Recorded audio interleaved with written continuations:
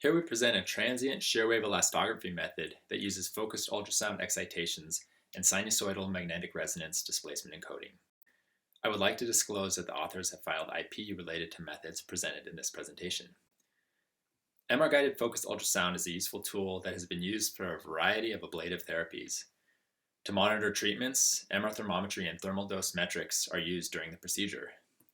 Contrast-enhanced imaging can also be used to measure the non-perfused volume, another marker of tissue damage. And while these metrics are widely used and extremely useful, they are only indirect markers of the actual tissue damage. For treating malignant lesions with MR-guided focused ultrasound, the use of additional imaging metrics during the procedure could help identify remaining viable tumor regions.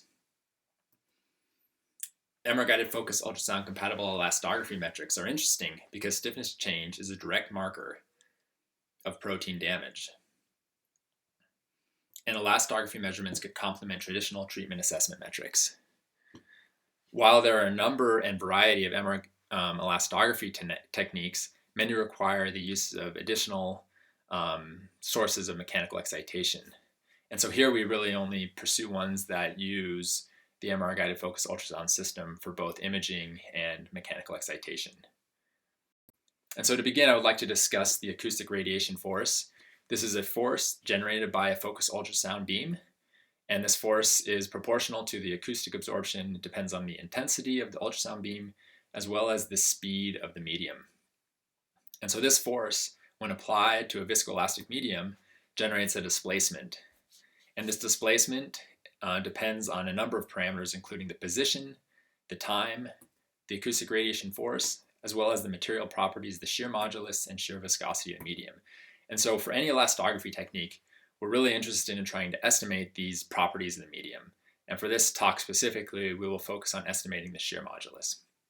And so just to provide a simple example of the acoustic radiation force, here we have a picture of the focused ultrasound transducer in a sample. And when I play this video, we can see that every time a burst of energy is supplied to the tissue, we see a displacement in the tissue that is visible. In addition to this displacement, the acoustic radiation force also generates a shear wave. So in this video, we're going to see simulations showing the shear wave propagation that forms following this acoustic radiation force. So here in the middle pane, you see this propagating wavefront, and the right, you see it in a sagittal orientation. And we see this wavefront propagate outward. And so again, we'll watch this video one more time, where on the left, we're seeing the experimental setup.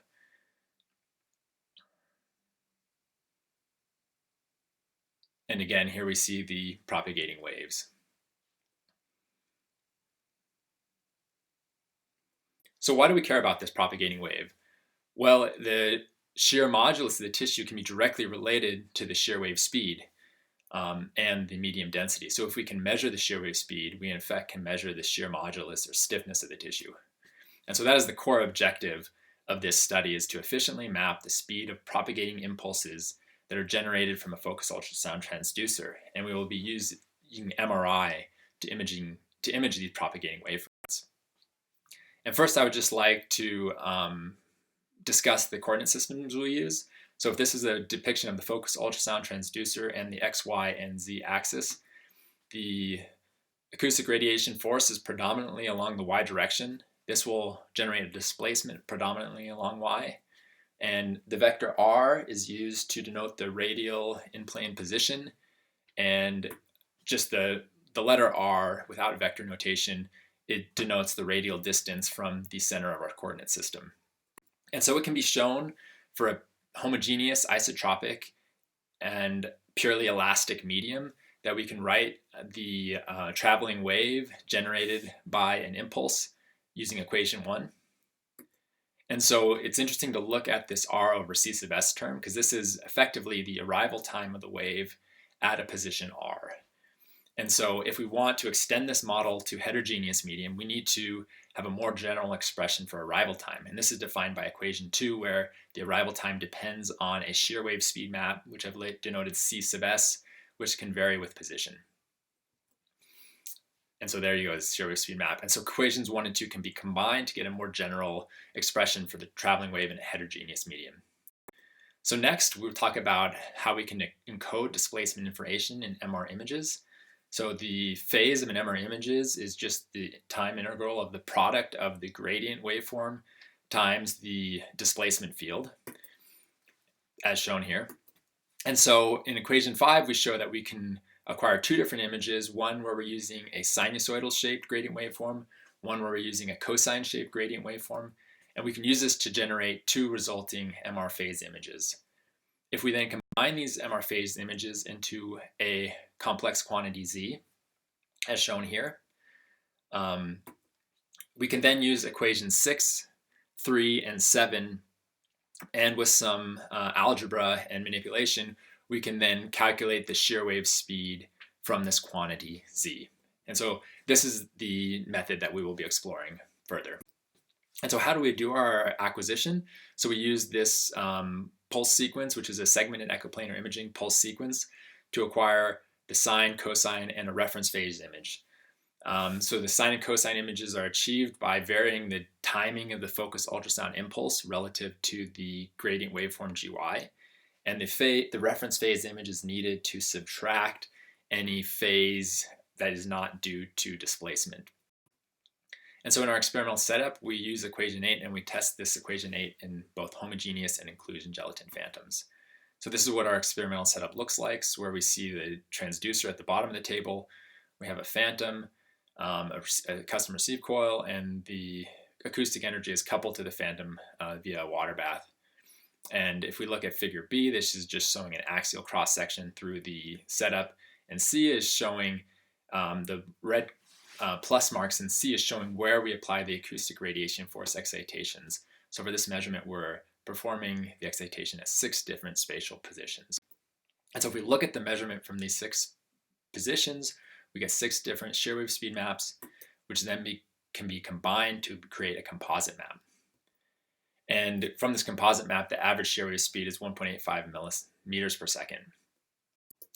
And then to confirm this measurement technique, we also use standard harmonic magnetic resonance elastography measurement at several different excitation frequencies.